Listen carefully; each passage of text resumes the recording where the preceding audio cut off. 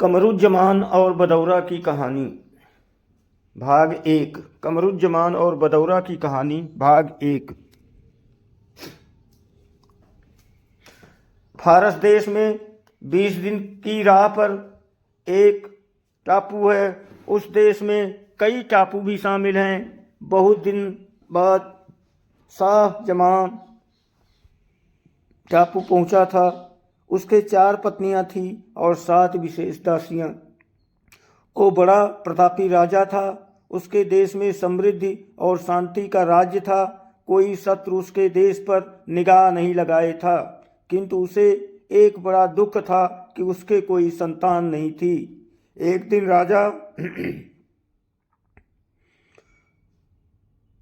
दिन उसने अपने मंत्री से कहा कि मेरी अवस्था व्यर्थ ही बीती जाती है और मेरे बाद इतने बड़े राज्य का क्या होगा, क्योंकि मेरे कोई संतान नहीं है। मालूम होता है भगवान भी मुझे भूल गया है।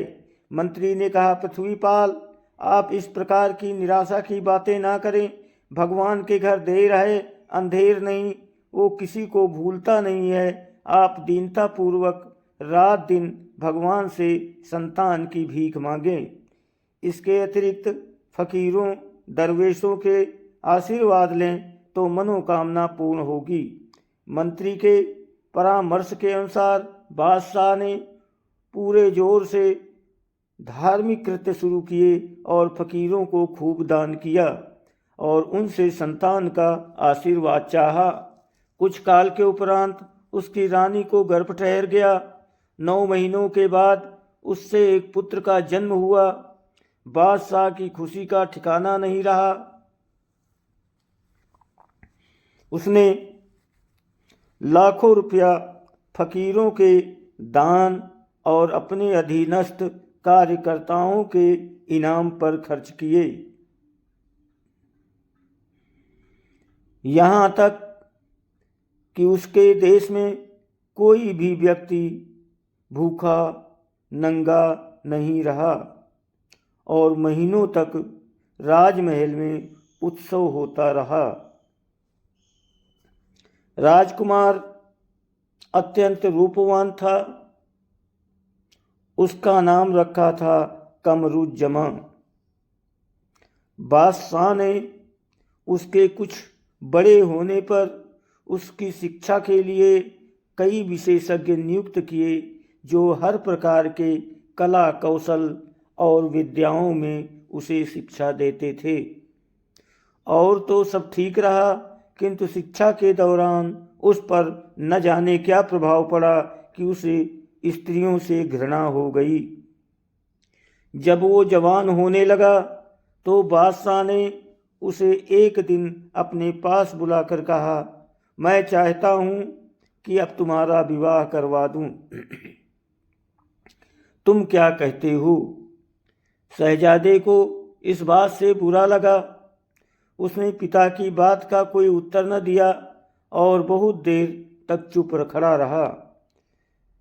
जब बादशाह ने जोर देकर अपनी बात का उत्तर चाहा तो उसने हाथ जोड़कर कहा, पिताजी, आपका आदेश न मानना निश्चय ही बड़ी अशोभनीय बात है, किंतु इस मामले में मैं विवश हूँ।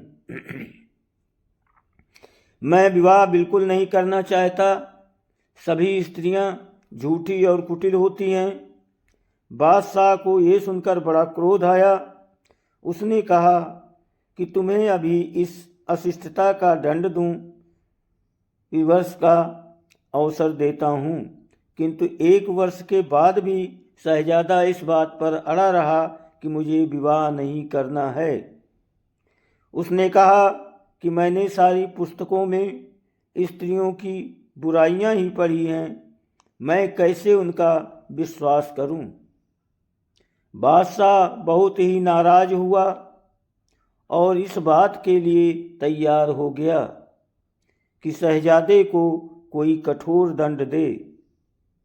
किंतु मंत्री के कहने से शहजादे को अपना निश्चय बदलने के लिए कहा। ये समय भी बेकार गया, क्योंकि शहजादा अब भी इस पर अड़ा था कि मैं विवाह नहीं करूँगा। बादशाह ने एक संयम किया और शहजादे की माँ रानी को कि तुम अपने बेटे को समझाओ, नहीं तो मैं उसे कठोर दंड दूंगा। फातिमा ने शहजादे को समझाया कि तुम्हारे वंश में सदा से ये विवाह की रीति चली आती है, तुम्हारे लिए इसका उल्लंघन करना किसी प्रकार भी उचित नहीं है। कमरुज्जमा ने वही दलील दी कि स्त्रियां भ्रष्ट और धोखेबाज होती हैं। माँ ने समझाया, बेटे तुम सभी स्त्रियों के लिए ये बात कैसे कह सकते हो? कुछ स्त्रियां दुष्ट होती हैं तो कई पवित्र भी होती हैं। मैंने भी कई दुष्ट पुरुषों की कथाएं पढ़ी हैं, किंतु इसका मतलब ये तो नहीं हुआ कि सारे पुरुष दुराचारी होते हैं। किंतु माँ के लाख समझाने बुझाने पर भी शहजादा टस से मस न हुआ। कुछ और समय बीता। अंत में बादशाह स्वयं पर संयम न रख सका। उसने आदेश दिया कि शहजादे को एक पुराने और छोटे से मकान में, जिसमें हवा रोशनी भी ठीक से नहीं जाती है, बंद कर दिया जाए। उसने कहा कि उसके लिए 2-4 कपड़े वहाँ रखवा दो और एक बूढ़ी दासी उसकी सेवा में रख दो और 2-4 पुस्तकें पढ़ने के लिए रखवा दो। किंतु उसे कमरुज्जमा को कोई परवाह नहीं थी। वो पुस्तकें पढ़ता रहा और रात को अपने पलंग पर लेटकर सो गया। उस मकान में एक कुआं था जिसमें जिन्नों के बादशाह द्युमर्स की परी बेटी मैमून रहती थी। रात को मैमून संसार भ्रमण के लिए रोज की तरह कुएं से निकली। उसे मकान में प्रकाश देखकर आश्चर्य हुआ कि यहाँ रहने के लिए कौन आ गया। यद्यपि शहजादे का शयन कक्ष बाहर के अंदर था, तथापि परी को इससे क्या बाधा होती। वो कमरे के अंदर जाकर सोने के पलंग पर रेशमी चादर ओढ़कर सोते हुए शहजादे को देखने लगी। कमरुज्जमा का अनुपम सौंदर्य देखकर विस्मित हो गई। उसने धीरे से चादर खिसकाकर उसे सिर से पांव तक देखा। कुछ देर उसे देखने के बाद उसने शहजादे के मुंह और माथे का चुंबन किया और पहले की भांति उसे चादर उड़ा दी। इसके बाद वो उड़कर आकाश में गई और संसार भ्रमण करने लगी। तभी उसे अपने पीछे पंखों की सरसराहट सुनाई दी। उसने आवाज़ दी, कौन जा रहा है? इधर आ। उड़ने वाला भी एक जिन्न था। वो जिन्नों के एक सरदार सहमर का बेटा नहस था। जिन्नों की शहजादी की आवाज़ सुनकर वो उसके पास आया। मैमून ने पूछा कि तुम कहाँ जा रहे हो?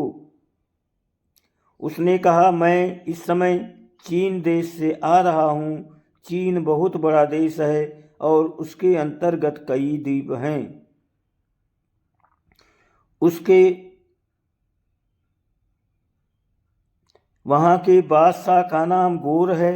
उसकी बेटी बदौरा है। वो इतनी सुंदर है कि मालूम होता है विधाता ने उसे अधिक सुंदर किसी को और नहीं बनाया। न मनुष्यों में और न हमारी जाति में उससे बढ़कर कोई नहीं है। नहस ने आगे कहा, शहजादी बदौरा की ये आँखें तिरछी और मद भरी हैं। उसकी केसरा श्यामल घटा की भांति है, जिसमें लगे चांदी के सितारों जैसी बिजली की तरह चमकते हैं। उसकी नाक बड़ी ही सुडौल है और माथा उज्ज्वल है। उसकी दंत पंक्ति जैसे मोती की लड़ी हो। उसकी चाल हंसिन की जैसी है और उसकी आवाज़ में चांदी की घंटियों सी खनक है। वो हंसती है तो नैर फूल झड़कते हैं। उसका यौवन उन्मत्त है। वो हर मामले में अद्वितीय है। बादशाह सरफियों की लागत से अपनी प्यारी बेटी के लिए एक सतखंडा महल बनवाया है। उसका पहला खंड बिल्लौर पत्थर का है, दूसरा खंड तांबे का, तीसरा फौलाद का, चौथा पीतल का, पांचवा कसौटी के पत्थर का है और छठा खंड चांदी का है। और सातवां, इस महल के चारों ओर मनोहर वाटिका है, इसमें फूलों के वृक्ष हैं। उस वाटिका में हर समय फूलों से खुशबू गमगमाती रहती है।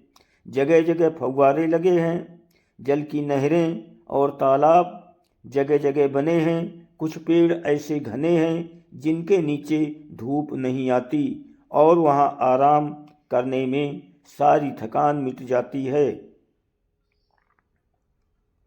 उस बादशाह का ऐश्वर्य और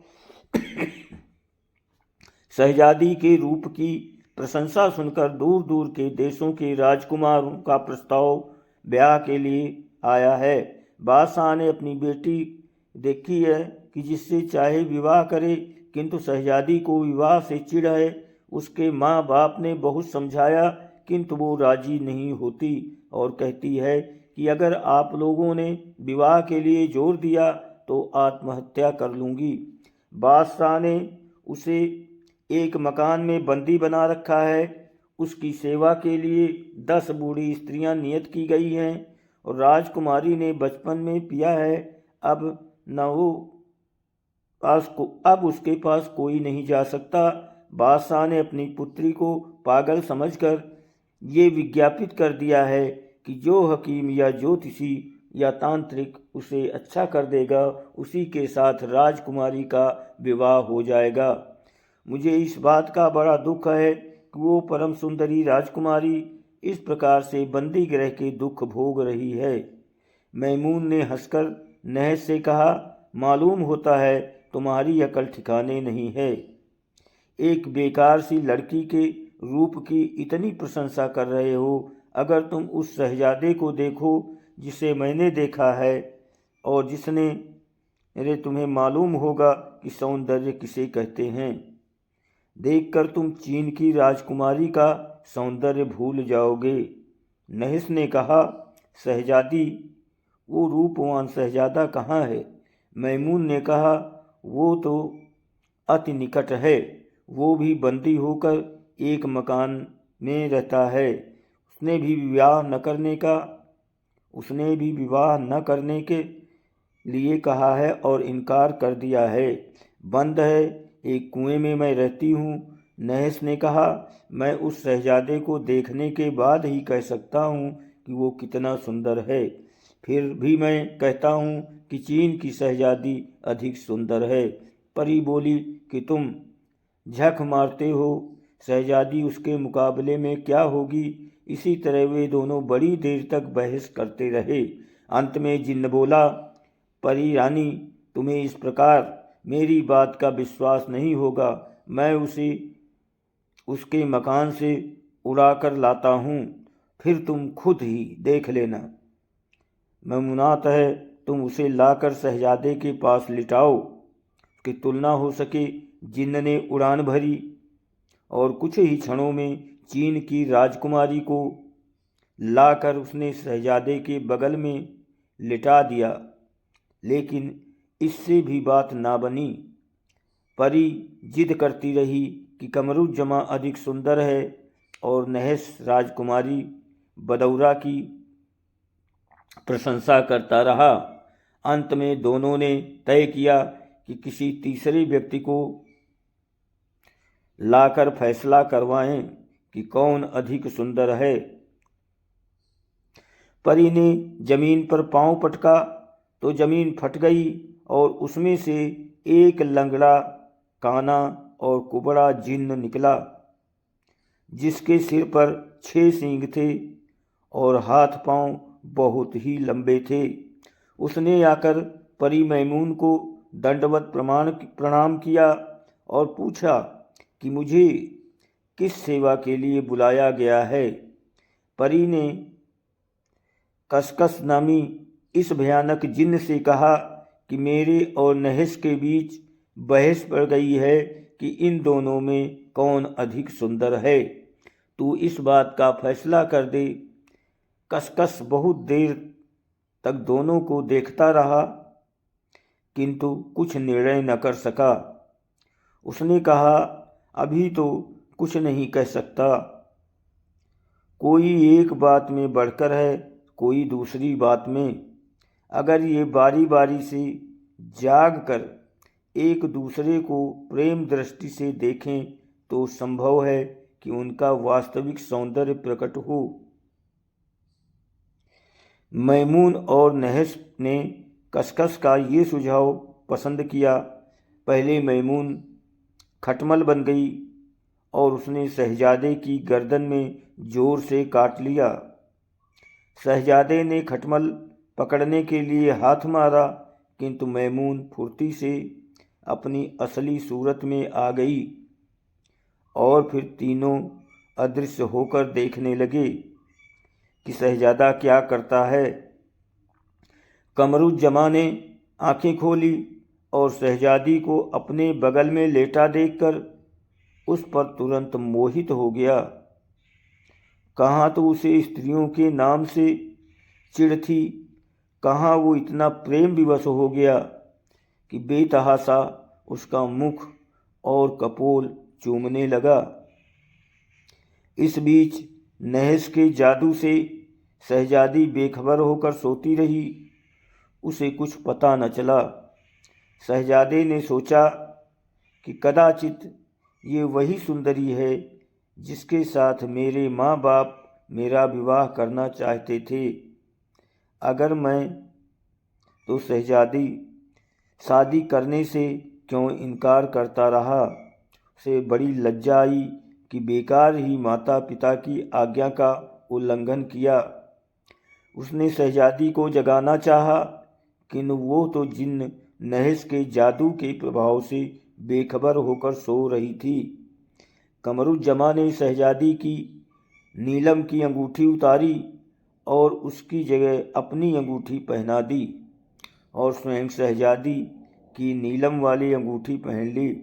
अपनी जगह पहले की तरह लेटा रहा और कुछ ही क्षणों में मैमून के जादू से अचेत होकर सो रहा। अब जिन्न नहस ने मच्छर बनकर शहजादी के होंठ पर डंक मारा, जिसके दर्द से वो जाग उठी। दोस्तों, वीडियो को लाइक और सब्सक्राइब ज़रूर करें। आप सबकी बहुत मेहरबानी होगी। दोस्तों 2 सेकंड लगते हैं, लाइक सब्सक्राइब कर दिया करो, सहयोग करो आप लोग, और जैसी कहानी चाहिए कमेंट करो। धन्यवाद।